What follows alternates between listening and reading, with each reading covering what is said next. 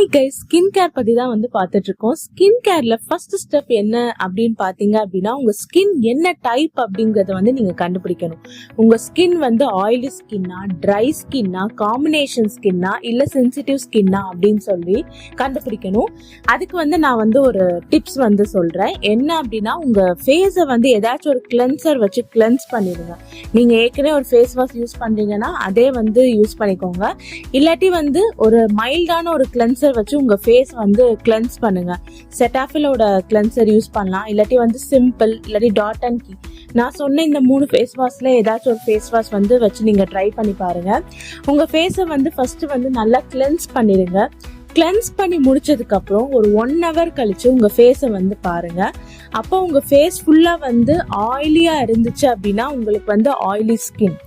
இல்ல அப்படின்னா உங்க நோஸ்லயும் ஃபோர்ஹெட்ல மட்டும், இது டி ஜங்ஷன் அப்படின்னு சொல்லுவாங்க. உங்க நோஸ்லயும் ஃபோர்ஹெட்ல மட்டும் ஆயிலியா இருந்துச்சு அப்படின்னா உங்களுக்கு காம்பினேஷன் ஸ்கின். இல்ல உங்களுக்கு ஃபேஸ் வாஷ் பண்ணி முடிச்சதுக்கு அப்புறம் உங்க ஃபேஸ் எந்த கண்டிஷன்ல இருந்துச்சோ அதே மாதிரி அப்படியே இருந்துச்சு அப்படின்னா உங்களுக்கு ட்ரை ஸ்கின்.